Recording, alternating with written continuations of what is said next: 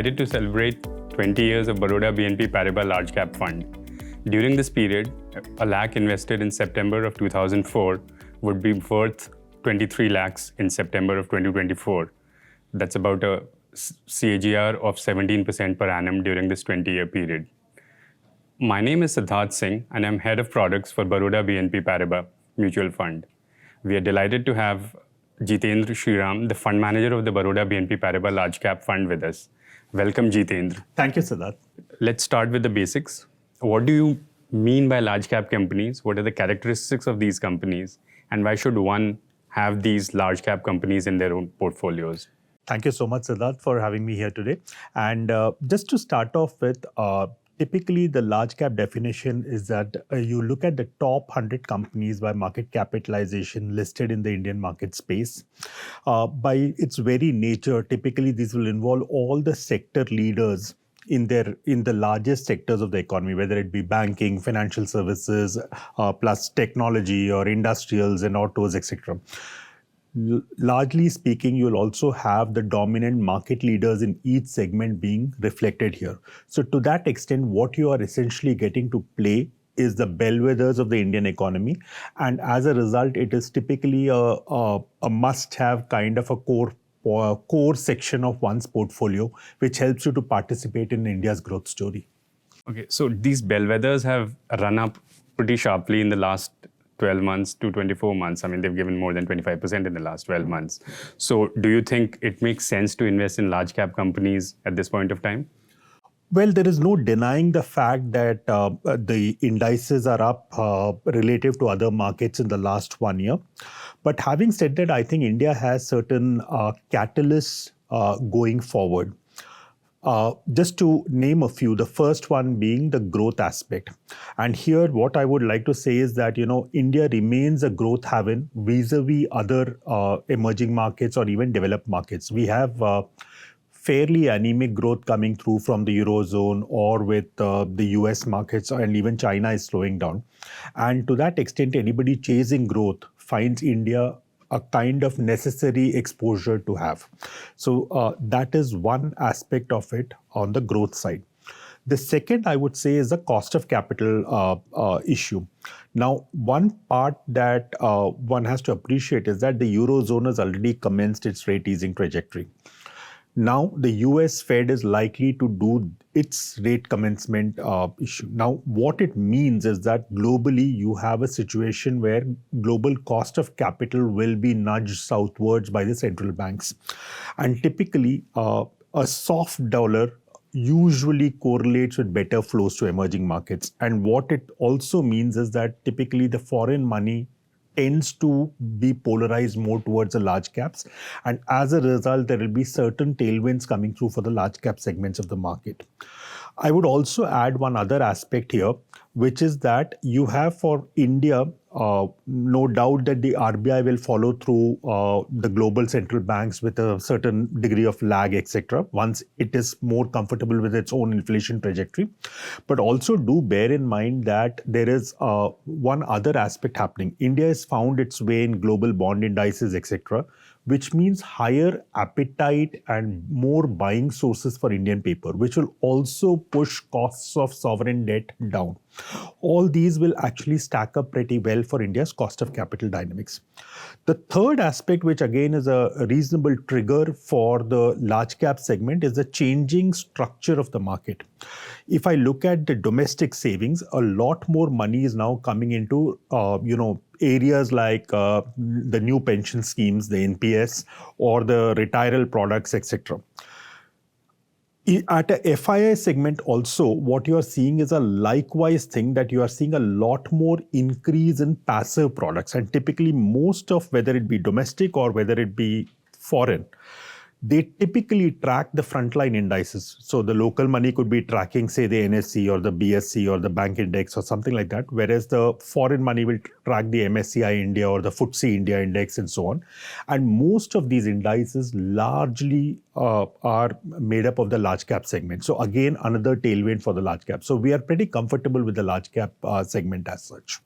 So you talked about the structural support for our markets, and especially the large cap segment, which is basically a more attractive cost of capital, the fact that we are a growth market and will continue to do so, and the changing nature of institutional interest, both foreign and domestic, which will continue to, is expected to support the markets in the near future. Now, coming more specifically to the fund that we're talking about, as we said earlier, the fund has delivered almost 17% per annum over the last 20 odd years. So how do you go about managing the fund? What is your approach to managing the portfolio of the Baroda BNP Large Cap Fund? Yeah. First of all, a lot of gratitude and thanks to all our investors who have stayed with us in this value creation journey over these 20 years, and the fact that they have had the patience to see all the ups and downs of the market cycles along with it.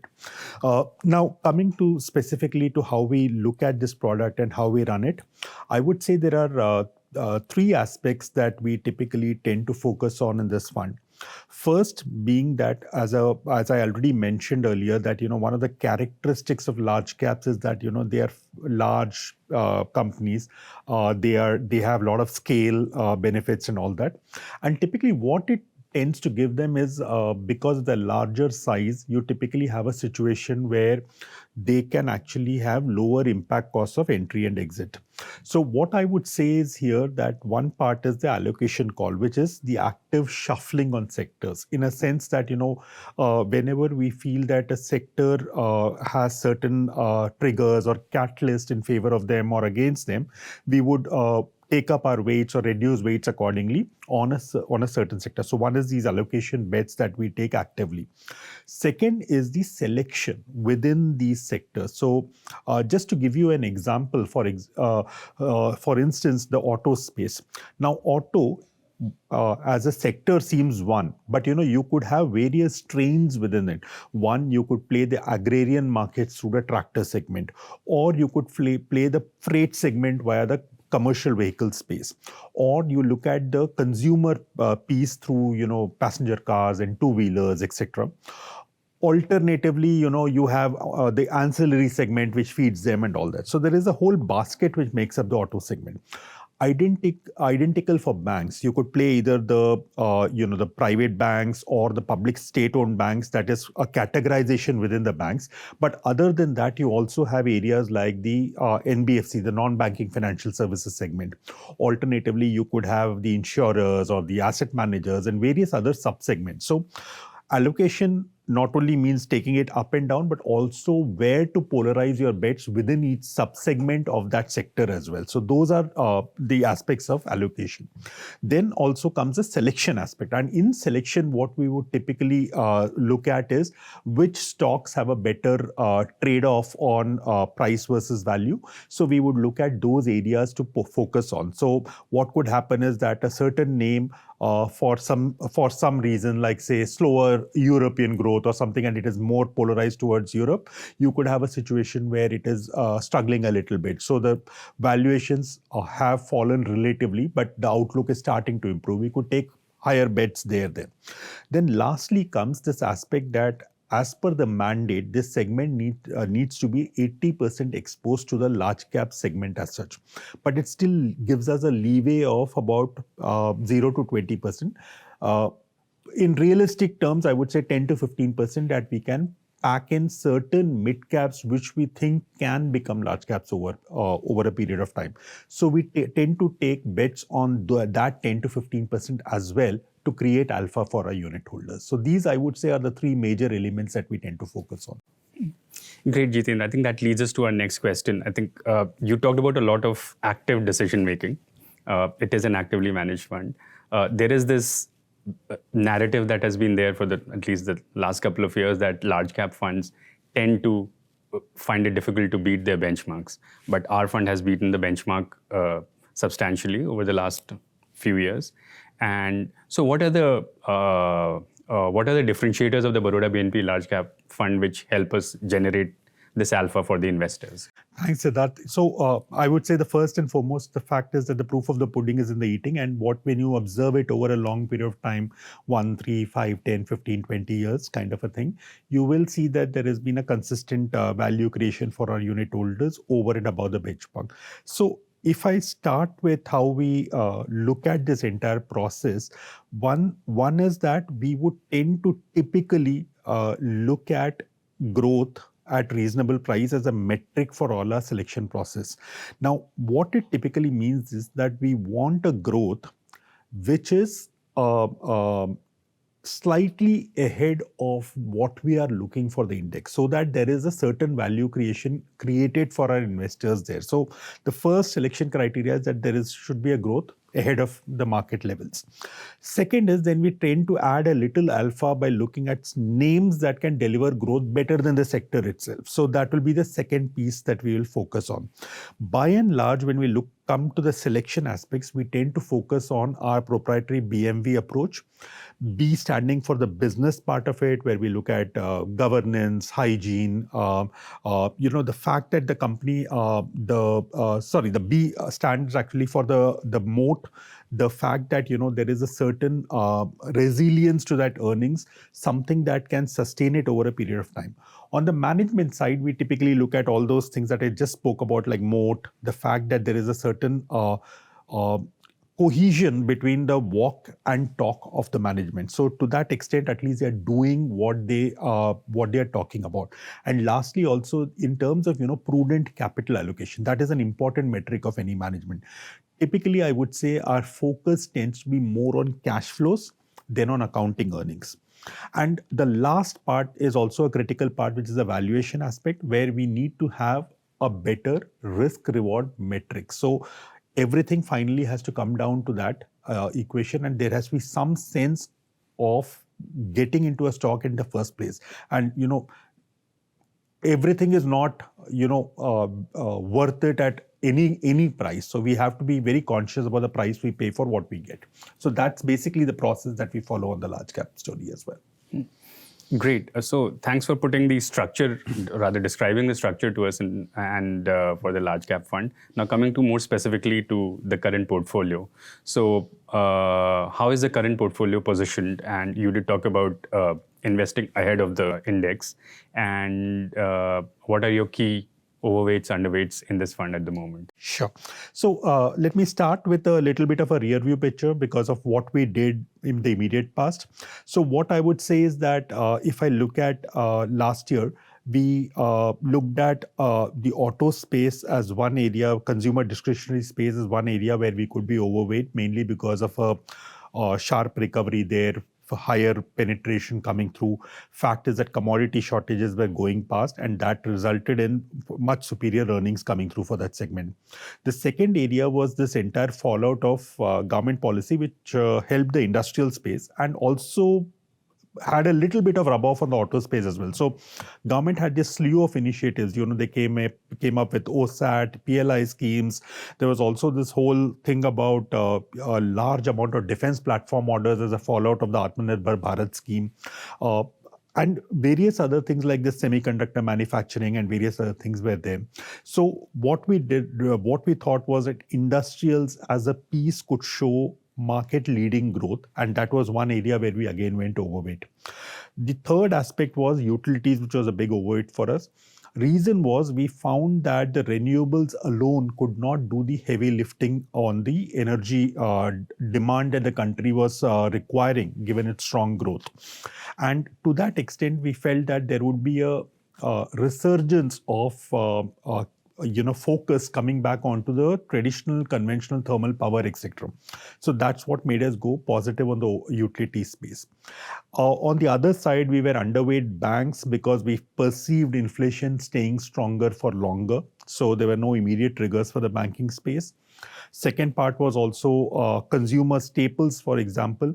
Monsoons last year were a little softer, and we did find that rural demand trends were a little weaker than what was anticipated. So those were areas that we were underweight on. Now, moving the lens to where we are now and what we see ahead. So one part is autos continues to be something that we like, although the subsegments could be a little different from what were there earlier. For example, we are slightly more pro-agriculture now because of a slightly more pro-rural tilt in government policy making. So tractors, etc., look a little bit more promising for us. So that is one area. Second, I would say is that what we are seeing from the market situation, utilities continues to show very good growth, and that is something that we are overweight on. Now, on the underweight stance, the BFSI space continues to be an underweight for us, and also the global commodity space because of anemic growth in Western Europe, US, China also slowing down. So the global commodity space remains an underweight. I would say two sectors are in a flux right now. So industrials is something where in that, that risk return trade-off that I was mentioning earlier, the sector has run very hard. It's not that we are seeing material negatives in the sector, but it's just that the price value equation is not as attractive as what it was a year back. So we have been taking some money off the table there, and now we are heading closer to a neutral stance. Exact opposite is happening on the consumer staples now, because now you have had a normal monsoon up till even last week or so. Whatever the IMD has been putting out, monsoon across the country has been reasonably normal, and you also are seeing a little bit pro-rural tilt. So consumer staples is an area where we are cutting our underweights and moving closer to neutral. So that is how we are positioned at this point of time on the large cap product. Great. So from positioning, I think we come to what is another very important aspect of fund management, which is risk. So how do we go about, we are in a asset class which is extremely volatile. So how do we go about managing the volatility in the portfolio? What are your guardrails for your investments? How do you manage that? That's a very interesting one, Siddharth, because there are certain things that we follow as a process, and certain things are obviously mandated as well. But just to highlight, so one part is in terms of large sectors which have a lot of weightages in them. See, we don't claim we know all the answers. We have certain outlooks, we have certain beliefs, but policy is dynamic, government policies can change, there can be changes in monetary or the growth dynamics and so on and so forth. So typically what we do is, if there is a large sector, we have certain control measures that we won't be too deviant of the sector's benchmark weight. So in a sense, if we go wrong, it is not that we are way off from where we should be, and it becomes a very difficult task to catch up on that thing. Almost like, you are, as in one would say in cricket, your asking rate has suddenly gone sky high and you are not then able to cover up. So what we do is we take deviations which are fairly acceptable and within a tolerance range. Similarly, when we come to a stock level, typically what happens is if a stock has a weightage of about 5% in the indices, we would not be zero in that stock. We'll have some basic presence, even if we are not liking that stock too much. This is more a risk metric that, if something changes going forward, we are again not too much behind the index in that regard. So that is one of the ways in which we control our deviations as such. Similarly, the regulator has imposed certain guardrails as well. So one is obviously that, the issue about that no single stock can be more than 10%. Fact that 80% of your investment needs to be in the large cap spectrum. So automatically there is a little bit of clustering towards the top 100 names. All these guardrails ensure that the volatility of the fund is within a defined parameter. It is not too off that can cause us to completely derail off the tracks. Okay. Great. So I think the final question, which is more from an investor point of view, in the sense that how should investors go about allocating fresh investments to this fund? And is it advisable for them to stagger their investments? Yeah, it's a difficult one, but let me put it slightly differently. I would say if an investor so let's just start one step back. I would say the large cap segment is something like to use a cricketing metaphor, like the wall of the the Indian stock market. In a sense, it's a low volatile. These segments have become large because they've weathered so many cycles. They have large scale, healthy balance sheets, stuff like that. All these things contribute to their lower volatility. So it is a all season, all weather kind of a names that you're looking at in the large cap segment. So when we look at that segment, and I marry to your question here, I would say broadly, if somebody is moving from a higher volatility product and swapping into a lower volatility, that can be done at a single stroke, because it is something he's already exposed to market. He or she is already exposed to the market in that regard. But when you're looking at somebody who's trying to time the market or stagger their risks over a period of time, I think even a SIP can be equally advisable. So it will all depend on the investor's risk profile, their age, what is their expected outflows over a period of time, when do they need the money, and so on and so forth. So I would say from that perspective, it would need to be slightly more tailor-made solution, but these would be the broad thumb rules I would go by as such. Thank you, Jitendra. Thanks a lot, Siddharth. Thank you for having me here today.